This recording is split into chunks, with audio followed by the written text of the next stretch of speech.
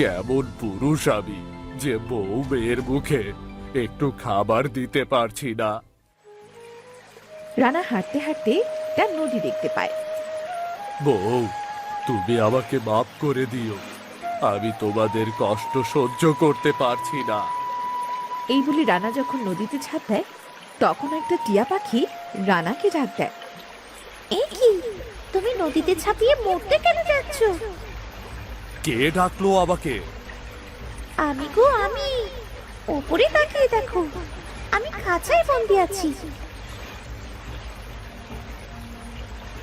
আরে, তুমি দেখি একটা টিয়া পাখি, তোমাকে কে খাঁচায় বন্দি করেছে? এক দুষ্টু জাদুকর গো, আমায় দয়া করে এই খাঁচা থেকে মুক্ত করো। তুমি একটু অপেক্ষা করো, আমি তোমাকে মুক্ত করছি।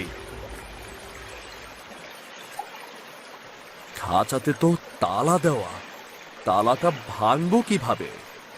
এই দেখো না, এই ছোট্ট একটা ইট, ওটা দিয়ে তালা ভেঙে ফেলো না।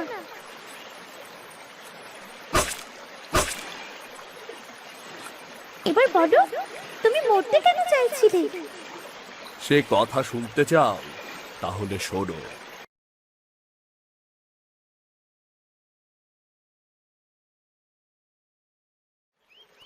তোমার তো সত্যি অনেক কষ্ট রানা। তুমি এক কাজ করো না, আমার মাথায় এই পিন ফোটানো আছে, সেটা বের করে দাও। এ তো অনেক বড় পিন, তুমি ব্যথা পাবে। দাঁড়াও, আমি আস্তে আস্তে পিনটা বের করে দিচ্ছি। রানা টিয়া পাখির মাথা থেকে আস্তে আস্তে পিনটা বের করে দেয়।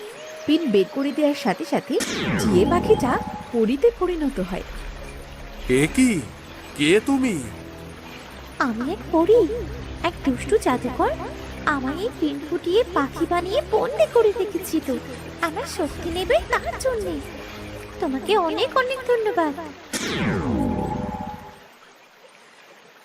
কি আছে এই থলেতে? মরিচের বীজ, যা তোমার সকল দুঃখ কষ্ট দূর করে দেবে। তোমার কোনো কিছুর অভাব থাকবে না।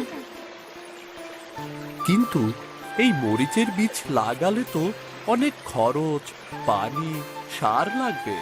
সার কেনার মতো টাকা তো আমার কাছে নেই। এই মরিচ তুমি তোমার বাড়িতে চাষ করবে, এতে কোনো সার পানি কিচ্ছু লাগবে না।